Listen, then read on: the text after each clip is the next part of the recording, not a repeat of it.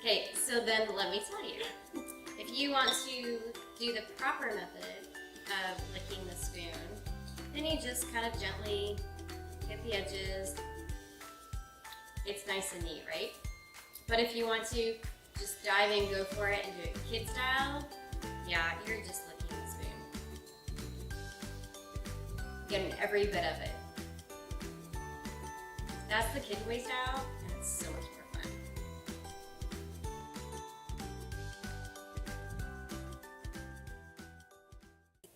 Hey guys, welcome back to Allergylicious, where we are baking out the most amazing vegan and allergy-friendly treats. We have something special for you today. Our sweet treat is going to be these lovely chocolate donuts. It's chocolate with a little bit of chocolate on top, and you can't go wrong with that. These are also gluten-free, so we want to make sure that all of our gluten-free friends get to enjoy some of this as well. So if you guys are all ready, let's make some donuts.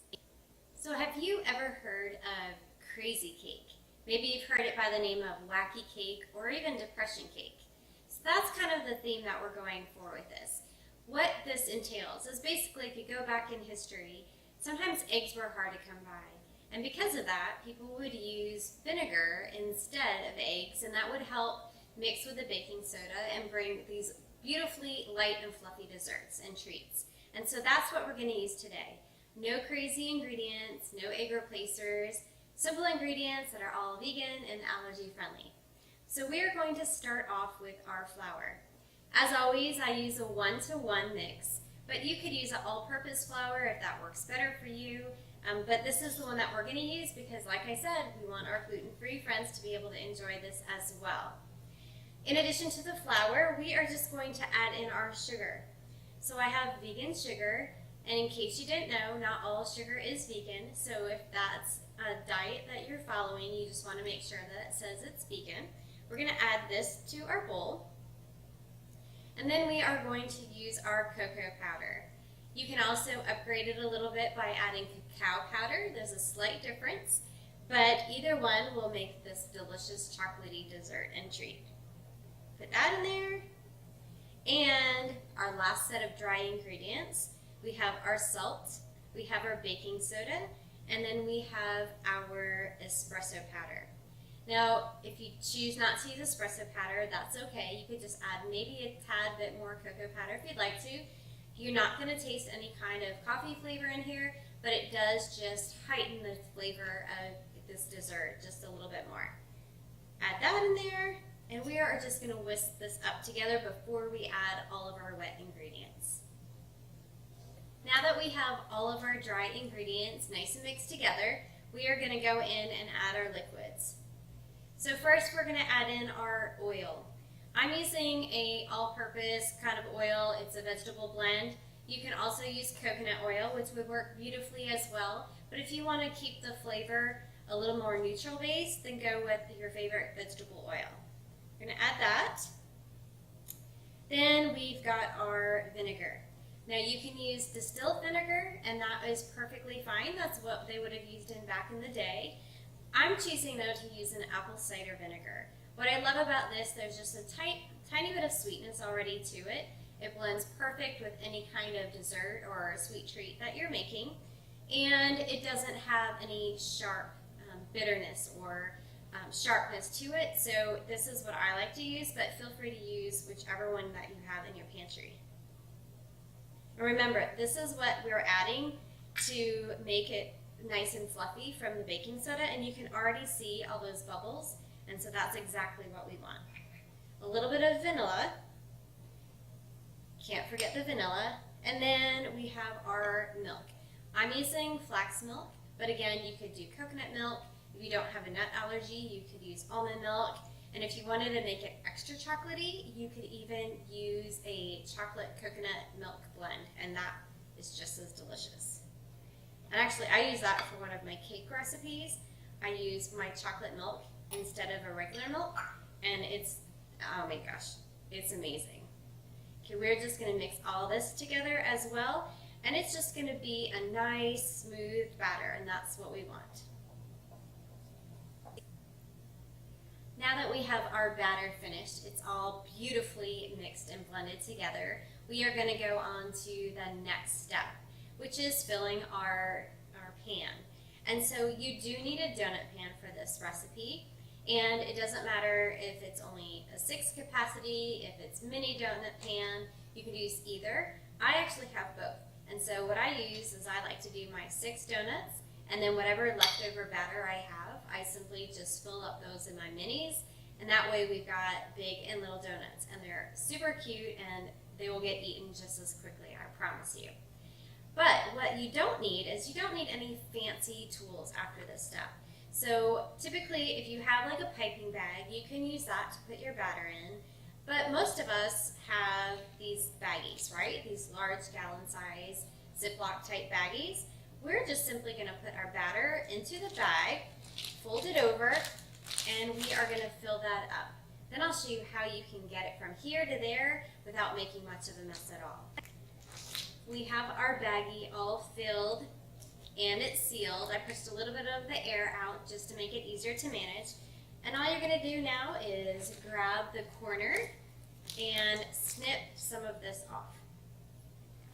Now if you're using a smaller muffin tin or donut pan, you can make a smaller cut, but we're going to make these just a little bit bigger, and all we're going to do, this is our pipe. So we're going to go ahead and pipe our batter into each one of these sections.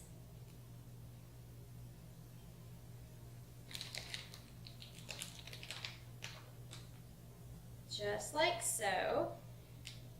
And you're going to fill it up about 3/4 of a way filled, not all the way to the top. And what I love about this, it settles nicely, so you don't really have to worry about it being uneven. It will just all cook nicely and perfect together. So just fill this up. And I'm going to let some of this air out. There we go. There you go, guys. We just put that in the oven now. See? Our donuts are all ready for the next step, and so we will be back in just a minute so I can show you what we're going to do when we make our icing, because you've got to have chocolate icing on your chocolate donuts. Last but not least, we have our delicious chocolate sauce. This is going to make this beautiful chocolate crackly top on top of your already delicious chocolate donuts. This is how easy it is. Powdered sugar, vegan of course. We're going to add our dairy-free milk. We are going to add a little bit of our sweetener, and so what we use for this one, instead of it being corn syrup, I'm using a brown rice syrup. And since we're already mixing chocolate in here anyways, we're just going to use the same spoon. Go ahead and add that on in there. And since we're already doing chocolate, let's add our chocolate. This is already melted dark chocolate, vegan and allergy friendly. Put this in your bowl. Make sure you get every last bit out of it as much as you can. Get that in there. Perfect. And last but not least, we are going to add in a little bit of melted butter. This is, again, vegan butter, but if you don't want to use the vegan butter, you could also opt for coconut butter or just coconut oil and melt that down.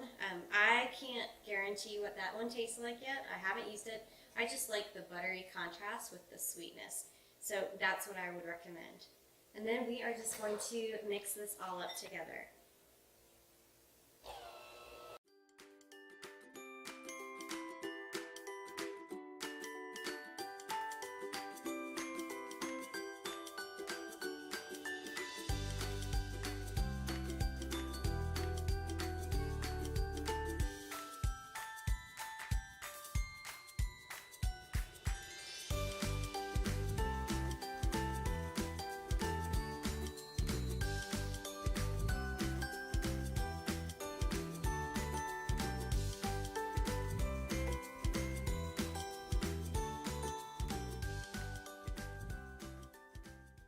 It is that time of day, so my husband came home with a surprise visit and got to try some of our donuts. and now my daughter is home, and so I'm just going to have her help me glaze the rest of these mini donuts. Let's do it. Let's do it. That's right. Super easy. Make sure you get about halfway down on the donuts. And go ahead and get that glaze on there. Doesn't that look delicious? You can add sprinkles. You can do some shredded coconut on top afterwards. You could even throw on some delicious, vegan marshmallows. That would be amazing as well. Crushed graham crackers. I mean, have fun with it. Or just simply do the classic chocolate on chocolate. And look, you can even try that one if you'd like. Oh, you got the fun swirl. You ready? Oh, we're going to say Oh, we're going to do this? Sure. 1, 2. Oh, no, I was going to do the fancy way. Oh, like that? Yep. Ready? Very good. So, the perfect treat for breakfast. For our kids, they're actually getting out of school in a couple days, so Tomorrow. yeah, so this would be a fun way to celebrate the end of the school year, weekends, whichever way you'd like to celebrate.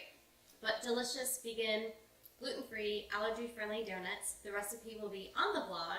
And until next time, here's to more sweet treats and vegan eats.